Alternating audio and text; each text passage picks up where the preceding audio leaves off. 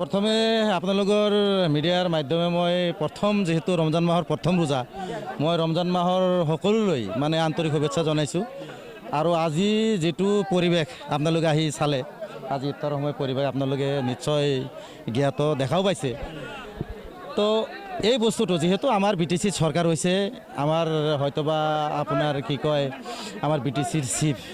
এখেত হল এজন মানে নর্থ ইষ্টর ভিতরে যদি কোয়া যায় এজন টপ সিকুলার লিডার এখতো মানে কোনো জাতি ধর্ম লৈ কোনো রাজনীতি নকৰে অকল ডেভেলপমেন্টেৰ ৰাজনীতি আপনাৰ যিকোনো জাতি ধৰ্মাৱলম্বী লোক সকলোকে লগত লৈ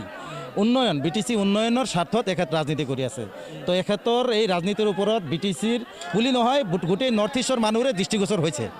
তো আগন্তুক যেটো আপোনাৰ 26 নিৰ্বাচন আহি আছে এই বস্তুটো স্পষ্টকৈ ক্লিয়াৰকৈ ক'ব পাৰোঁ যেটো আপোনাৰ এছআৰ লৈ যেটো এটা মানে বিতৰ্ক আৰম্ভ হৈছিল সংখ্যালঘুৰ মাজত হয়তো বিৰোধীয়ে আপোনাৰ কিবা এটা ইস্যু কৰিব বিচাৰিছিল যে বিজেপিৰ লগত বিপিএফৰ মানে যেহেতু মানে মিত্ৰতা হৈছে কিবা কিবি নানান ধৰণৰ তেনেকুৱা কিবা কিবি এটা মাইনাছৰ মানে দিশে গতি কৰিছিল কিন্তু পিছলৈ যেটো দেখা গ'ল 5টা জিলাৰ ডিস্ট্ৰিক্ট লৈ জয়ন্তমল্ল বৰুৱা ছাৰ আমাৰ চি ভাগা মহলিৰ ছাৰে যেটো মানে পদক্ষেপ ল'লে এছআৰটো যেতিয়া বিটিসিত বন্ধ হল সকলো জাতি জনগোষ্ঠীক মানে লৈ অকল এটা জাতি লগত নলয় সেইকাৰণে বিশেষকৈ আমাৰ ধৰ্মীয় সংখ্যালঘু যিখিনি মুছলমান মানুহ আছে এই বস্তুৰ ওপৰত খুবেই উৎফুল্লিত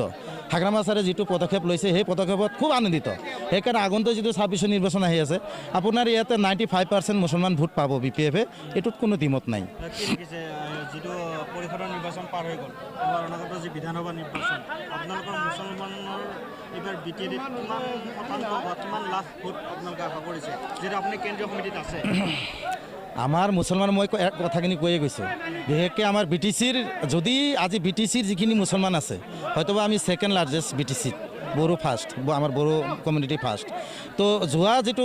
পৰিষদীয় নিৰ্বাচন গৈছে তাতে আমাৰ মোটামুটি 79% ভোট প্ৰায় 80% ভোট বিপিএফ দলত মানে গৈছে বিপিএফৰ পক্ষত তো আগন্তুক যেটো নিৰ্বাচন যেহেতু এতিয়া বিটিসিত বিপিএফ গভৰ্ণমেণ্টে আছে সিটিং গভৰ্ণমেণ্ট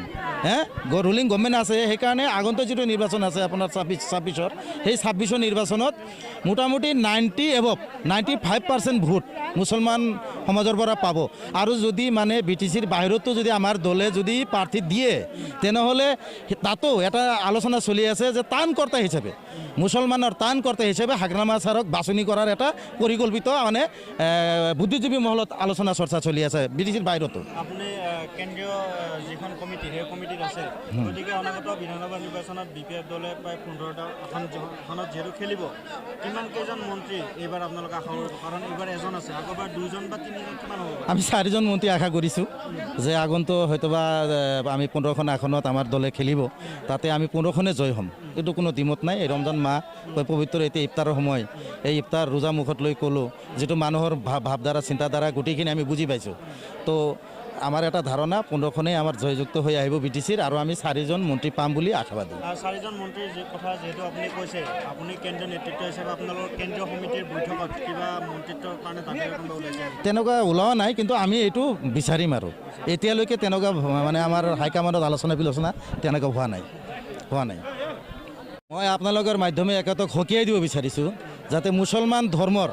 যিকোনো টুপি হোক পাঞ্জাবী হোক লুঙ্গি লোক যাতে ৰাজনীতি কোনেও নকৰে এইটো মই সকীয়াই দিছোঁ সি ৰাজনীতি পৰ্যন্ত মানে ই যেটো মানে এইটো টোটেলি ভেকুৱাও নাই তাৰ যেটো মানে যেটো মুছলমানক লৈ তুচ্ছ তাচ্ছিল্য কৰি আছে তাক আমি একেবাৰে সকীয়াই দিছোঁ যাতে এই ৰাজনীতি সি বন্ধ কৰে টুপিৰ ৰাজনীতিটো টুপিটো আমাৰ ধৰ্মীয় সংখ্যালঘুৰ এটা প্ৰতীক আমাৰ এই প্ৰতীকটো লৈ যাতে মানে এনেকুৱা হেতালি নকৰে আমি আপোনালোকৰ মাধ্যমে সকীয়াই দিছোঁ ৰাকেশ বৰ্মক